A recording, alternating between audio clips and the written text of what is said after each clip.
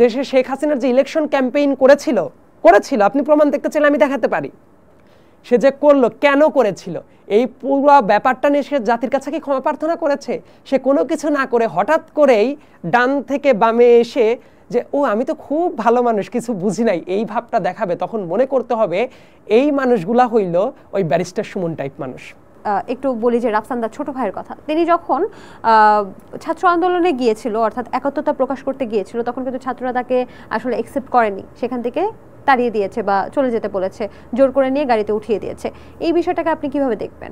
আমি সবসময় একটা কথা বলি, আমার ওই ভিডিওর পরেও কিন্তু আমি বলেছি, রাফসান আমার শত্রু না। আমি যে কাজটা করেছি টোটালি দেশের স্বার্থে, কারণ আমাদের দেশে ঋণ খেলাপি ইস্যু এত জটিল হয়ে যাচ্ছিল, এবং দেখবেন সরকার বা সরকারের সাথে যাদের আতাত থাকতো তারা জনগণের টাকা, ঋণ খেলাপি টাকাটা কিন্তু জনগণের টাকা। আমি যখন এই ভিডিওটা করেছি আমি সবসময় বলতাম যে তরুণরা যদি রাজনৈতিক সচেতন হয়ে ওঠে, একটা দেশে একটা বৈপ্লবিক পরিবর্তন আসে, এবং তরুণরা যদি রাজনীতি সচেতন হয় তাহলে কি হতে পারে এতদিনে নিশ্চয়ই সবাই বুঝে গেছে। আমি যখন ওই ভিডিওটা বানালাম অনেকে প্রশ্ন করছিল কি জানেন, এটা তো ব্যক্তিগত ব্যাপার, তাদের এই ব্যাপার নিয়ে কেন কথা বলছেন? ঋণ খেলাপির যে টাকা, এটা যে ব্যক্তিগত টাকা না, এটা যে জনগণের টাকা, ব্যাংকের টাকা কিন্তু পাবলিক মানি। ইয়তরা এই ব্যাপারটাও ভুলে গিয়েছিল। সো আমার টার্গেটটা ছিল এই ঋণ খেলাপি যারা করে, মতিউরের মতো যারা অনেক টাকা পয়সা মেরে দেওয়ার কাজ করে, এরা যাতে পাবলিকলি তাদের রিপারকেশনের ব্যবস্থা হয়। এবং এইটা করার পর আমি বলি, আমি তারপর বলছি এই ব্যাপারটা। তারপরে রাফসানের ওই জায়গাটা ভুলটা কি হয়েছে জানেন? সে যদি এই ব্যাপারটা স্বীকার করে নিত তাহলে কিন্তু পাবলিকের চোখে ওই ব্যাপারটা ধরা পড়তো না। কিন্তু সে যে কাজটা করার চেষ্টা করলো, সে এসে পুরোটা ডিফেন্ড করার চেষ্টা করলো। সে ইনফ্যাক্ট ওই ভিডিওতে আমাকে এসে মামলার ভয় দেখাচ্ছিল। তার ভুল ত্রুটিগুলো আলাদা রেখে সে ডিফেন্ড করে সে মামলার ভয় দেখাচ্ছে। আপনাকে ব্যক্তিগতভাবে আক্রমণ করার কারণেই কি ছাত্র জনতা তাকে অ্যাকসেপ্ট করেনি, আপনি সেটা বলতে চাচ্ছেন? এবং তার কিন্তু আরো কিছু ভুল ছিল। যেমন সে মনে করে দেখেন, সে প্রাইম মিনিস্টারের, একটা স্বৈরাচারী প্রাইম মিনিস্টারের সে মরক পোলাওয়ের রিভিউ করতে গিয়েছিল।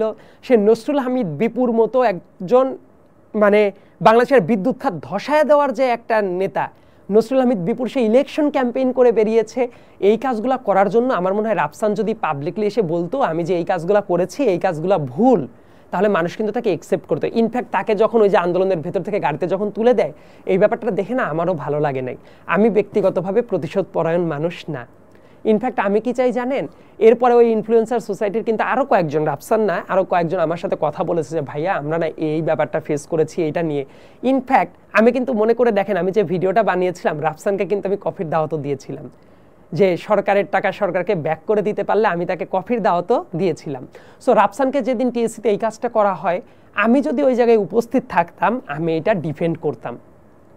কারণ একজন মানুষ ভুল করতে পারে, ভুলটা এদের, আমি চাই ইয়ত যারা আছে ভুলের জায়গাটা বুঝে সে যদি পাবলিকলি ওগুলা প্রত্যেকটা ব্যাপার স্বীকার করে, তাহলে কিন্তু আমার মনে হয় তার অ্যাকসেপ্টেন্সটা বাড়বে। ভুল স্বীকার করলে অ্যাকসেপ্টেন্সটা বাড়বে, আপনি তাই বলছেন। তাহলে ওইটা স্বীকার না করলে ফারাজ করিমের কথা কি বলবেন? তিনি তো আমরা দেখেছি তিনি তার মাকে সহ আসলে ভিডিওতে এসে বলেছেন যে আমার পারিবারিক চাপ, তার আম্মাই কিন্তু বলেছেন যে পারিবারিক চাপের কারণে আসলে ছাত্র আন্দোলনে তিনি সক্রিয় হতে পারেননি।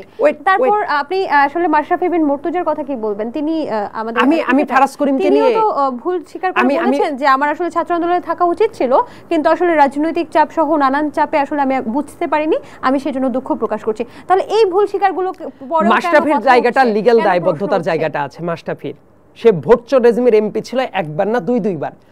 দেশের জনগণের ভোটাধিকার যখন হরণ করা হয়, তারপরেই তো এইটার পাশাপাশি তো আসে যত অনাচার। তার মানে এটা পেছনে তার ফারাজ করিমকে নিয়ে আমি অনেক আগের থেকেই অনেক ক্রিটিক করি। আমি যখন ফেসবুক স্ট্যাটাস দেখবেন আরো 1-1.5 বছর আগের থেকেই তাকে নিয়ে লেখালেখি করতাম। তাকে কেন আপনি মনে করছেন সে নর্মাল